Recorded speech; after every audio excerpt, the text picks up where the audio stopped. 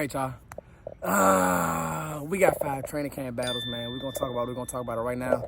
I'm about to hit these monkey bars, man. I'm about to do some pull-ups. I just ran 4 miles. I'm not feeling it today, y'all. Like, I want to talk football, but I gotta make sure that I'm protecting my health. So I'm gonna get back to y'all in like 10, 15 minutes. I'll be in the house. But to give y'all a quick tease, all right, this gonna be, y'all gonna really like this, all right, y'all. We got third receiver, we got fourth receiver, we got O-line, we got the coaches. How could the coaches be in a battle? Like, what do you mean, Foots? We got a cornerback battle brewing, y'all. It's time to talk cornerback, all right? Like, it is what it is. And we got a safety battle, all right? These are the 5 that I really want to look at. We'll get to it as soon as I get in the house, but I just want to get y'all teased, man. Damn, I'm tired of sweating, y'all. But I'm in good spirits. My head space is good. I really feel like talking. I got notes in the house, but... Yo, all right, guys, I'm in. A little sweaty. You guys can see the dampening, but I'm in good spirits. Like, I was able to run. You guys, get out, do something. I'm one of these people that's like, if I hear another thing about the coronavirus, I hear another thing about COVID, like, yes, be safe. Yes, take precaution, but don't live in fear. I pray for that reason. I try to protect my health for that reason. So don't live in fear. Like, and if people want to be negative, get away from those people. That's kind of like I wanted to get that out to you guys. Like, don't live in fear, guys. Don't live in fear, though. Listen, man, I just got a crazy run in. The run was a struggle, but I'm ready to talk some ball. Right now, we don't know what training camp is going to look like. Like, we don't know. We know it's going to be in Frisco. They're set to start on time. And, honestly, just seeing these guys back on the field will be great for me. Like, being a coach, right, and seeing my kids back for workouts was awesome. Like, bruh, like, it's just normalcy, guys. Like, we kind of took being able to go to a restaurant for granted, being able to do this for granted, and now that you get it back, it's like, yo, really embrace it. And I want to get back to sports. I gave you guys my thoughts. If you guys haven't checked it out on the Tyler Biadasz video on these protests and, the serious matters of the world, and they're not to be taken lightly. They really aren't. And we really do need to continue the conversation. But with that being said, I'm ready to talk competition. I'm ready to talk football. Let's talk about it. Trayvon Diggs versus the room. I like my DBs. I don't love them. And whether it's Chris Richard's fault, whether it's, these guys' fault, whether they haven't grown, whoever's fault it is, Trayvon Diggs, Cheeto, Anthony Brown, Jordan Lewis, the whole gamut, Worley.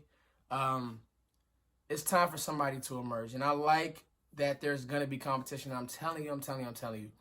If you guys just look at who Trayvon Diggs had to practice against, okay? Just think about that. Jerry Jeudy, Henry Ruggs, what's the other kid?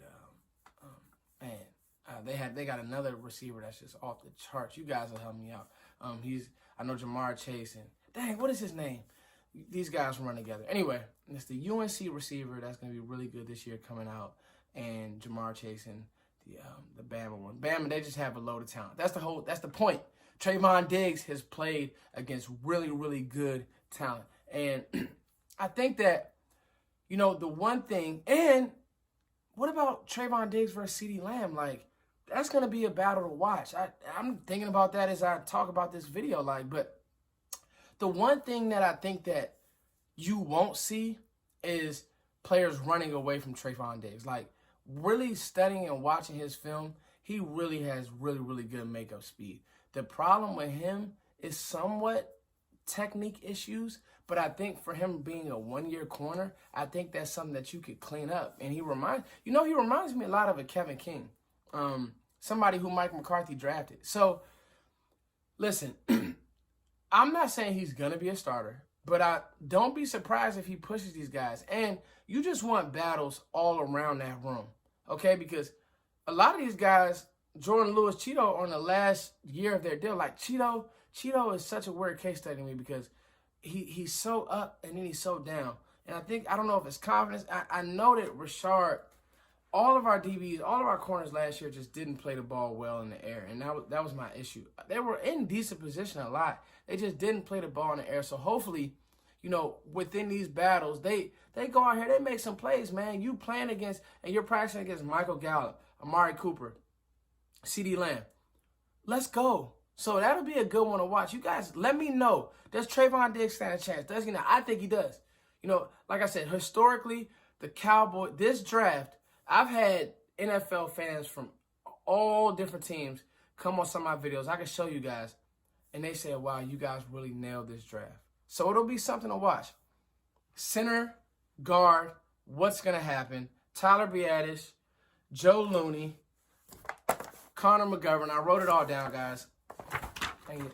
I'm trying to balance it right there. My bad, y'all. What's really going to happen? Like, I think, this is me, and you can even throw, I don't want to throw Connor Williams in there. I think he's a tackle, guys. I don't think he's a guard. He doesn't have the mindset to play inside.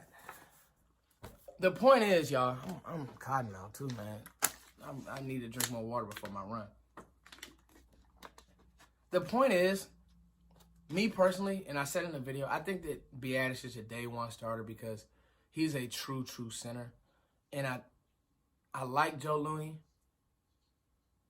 I just think that Joe Looney's a backup. Like, I think Joe Looney's a backup. Like, as good as he's shown flashes, I think that your upside, and I gave reasons why, is with Tyler Biadasz.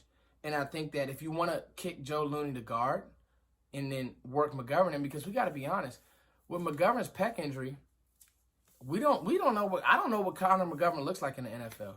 And I don't know what Tyler Biadasz looks like, but I think I have a better chance with Tyler Biadasz because he's a true center. You got to remember, at Penn State, McGovern kicked guard and center. I think that, with the way he was coached at Wisconsin, I think Biadasz is like your guy at center. And then the other two, because I don't think that Connor Williams is a guard. So that's something to watch, guys. Donovan Wilson versus Clinton Dix. All right, so Clinton Dix with the Bears actually wasn't bad. And now I'm going to tell you guys something, too. Jeff Heath no more. It's going to be interesting to watch that third safety. I like Darian Thompson. He's actually not a bad player. But can Donovan Wilson, a fan favorite, for a lot of reasons, he's made plays when he's had the opportunity, preseason, all that, I get it. Can he really take that job from I think that is one of Mike McCarthy's guys, so I get it. It's a security thing. But, you drafted Wilson to give him an opportunity to play.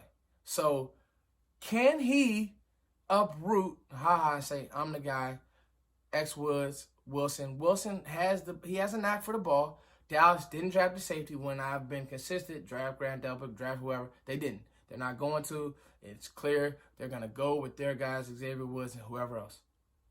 Can Donovan Wilson do it? That's going to be a battle to watch because I want to see somebody take this damn ball away, intercept the football, make a play, change field position, do something incredible. I got to see it on the back end. Like, I got to have it. As a Cowboys fan, it's been too many years where we just don't have somebody. Just go get one. Like, please, just go get one. Somebody make something happen. Take the ball away. Have a crazy strip. Something. Ball skills. I got to see it. Maybe it's Donovan Wilson. The coaching staff. Let's talk about this for a second. Joe Philbin, Tom Zula, Al Harris, Mike Nolan, Skip Pete, the whole nine. Mike McCarthy at the top. They got a lot of work to do. That's going to be a battle in itself. And I told y'all this video would be a little different. That's going to be a battle in itself. COVID. This whole nine. Virtual Zooms. You got guys working out, doing all this crazy stuff. Guess what? That's not a practice. It's not on-field drill work. It's not scheming. When you're working and doing ladders with your buddies, that's all well and good. It looks great for Instagram. But I'm telling you, a real practice when coaches are trying to kill you, when they're trying to keep things up tempo, you're going to see different things. And you got to know, can they get these guys prepared? Can they put in a scheme that, like, don't be so smart to where you outwork and overcoach these guys and they're not able to play fast. You want these guys playing fast. The one thing that I will say, I'm so glad that Joe Philbin is coaching our O-line. He will. I don't think he's a head coach. Some guys are better. A lot of these guys are former head coaches too. Nolan, Tom Sula, all of them. But some guys are better coordinators. So, and I think that they will respect McCarthy, and some of these guys are trying to get another opportunity, so they need to, coach their positions well. I think that they will. It's going to be key, though, that, that these guys don't overcoach, but know just what makes these guys work. And listen, everybody's had that disadvantage. The problem is you have teams who have had their staffs together.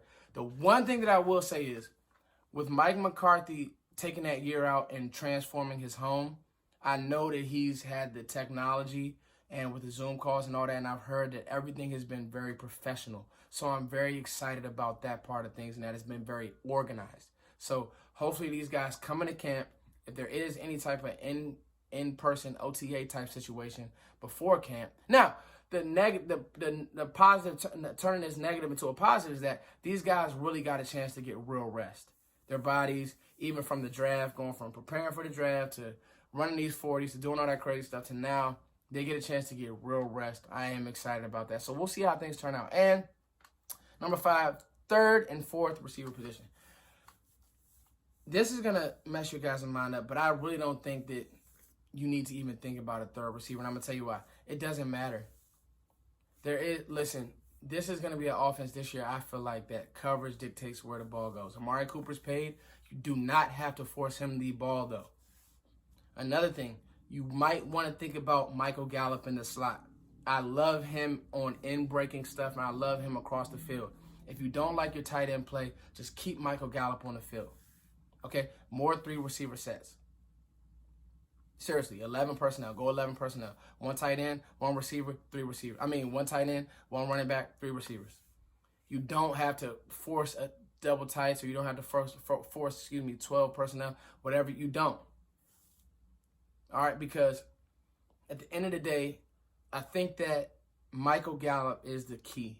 The fact that Cowboys fans really thought like trading him was a good idea is stupid.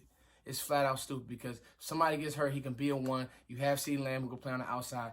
I think starting CeeDee Lamb on the outside makes more sense, and put Gallup or Coop in the slot because they're so experienced that they are going to destroy them little baby safeties. Like those baby safeties won't be able to do anything with Michael Gallup. Now, that fourth receiver position is going to be tricky. Is it Devin Smith? Is Devin Smith still on the roster? I hope so. I like him. Is it Devin Smith? Is it John Van Johnson? I don't know. He's more like a camp guy.